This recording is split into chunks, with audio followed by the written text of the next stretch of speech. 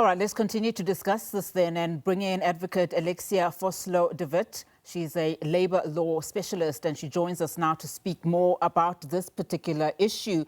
Thank you so much for joining us, advocate. So, just having listened to that clip, various labour law analysts saying that workers are often pressured to carry out tasks outside their job descriptions due to a fear of losing their jobs. At face value, some employers argue that reasonable instructions fall within their rights. In law, where does that line actually sit? Just having listened, of course, to that clip, at what point does asking a fast food worker to do gardening cross that line of reasonable to actually abuse of power?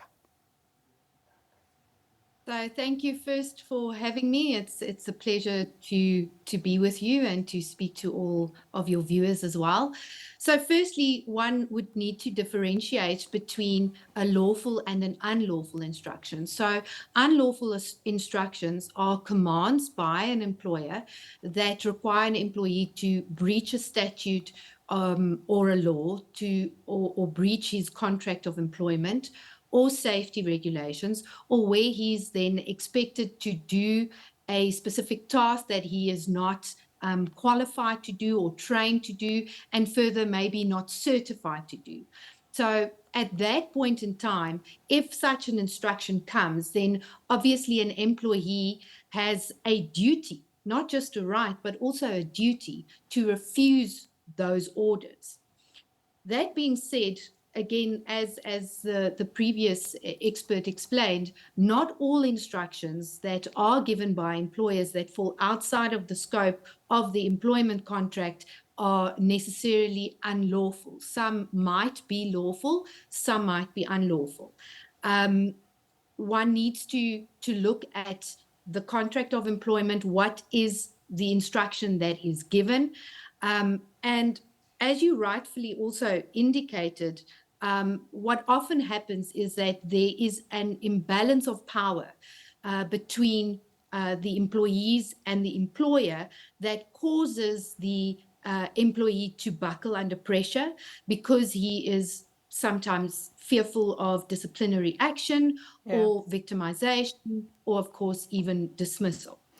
And of course, you know that our interview was sparked by that viral video about the Steers employees. Steers has since issued that statement that we showed on our screen now. I want to just reference just parts of it. Following an immediate investigation, we established that the manager asked team members to remove excessive weed growth due to a delay in landlord maintenance after the December festive period.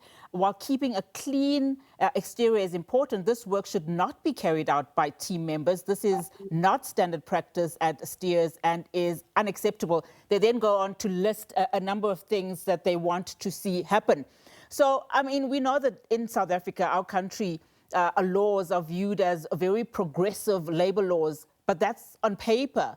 But cases like this suggest enforcement is weak, as we've also heard there by my colleague earlier on. In your view, is the problem that employers are breaking the law, or that the law itself, it gives them too much discretion over, especially low-wage workers? What do you think needs to change here?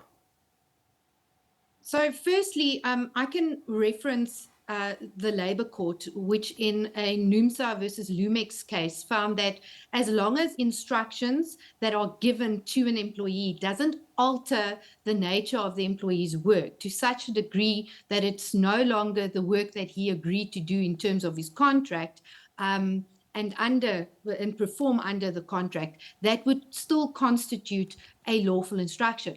However, that being said, reasonable instructions, obviously, you look at things like the contract of employment, the terms and conditions of that employment, the nature of the task that is being asked to be performed, circumstances in which the request is being made, and the employer's operational requirements.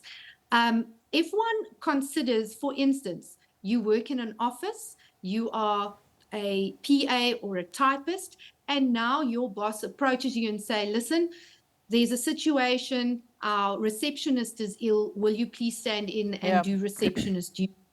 that does not necessarily fall outside of the scope. What we see in the video is, of course, that these people are certainly not gardeners.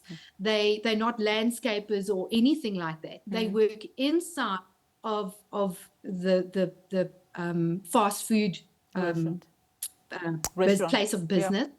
The one sees in the video, especially, there's a person that is a chef or a cook that is now standing outside. So that falls completely outside of the scope of what is agreed to in terms of their business. So, and what you are asking, yes, our law does protect these employees because they do have a right, as the previous expert explained, they do have a right to raise a grievance.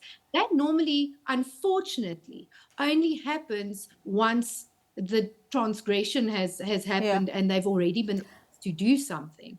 So in that case, there's no protection. Yeah, sorry, Advocate, we are fast running out of time, but very quickly in terms of, just corporate accountability, I mean, one wonders what would happen to any other worker if, this kind of video didn't go viral. But for workers that are watching now, I mean, who may be experiencing similar treatment, what are the immediate realistic options that won't cost them, of course, their jobs, won't cost them their livelihoods? What are their quick steps?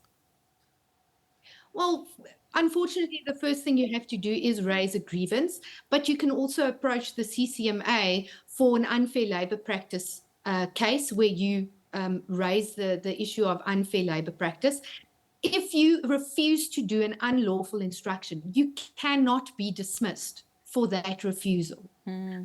So there shouldn't be disciplinary action when an employee refuses an unlawful instruction.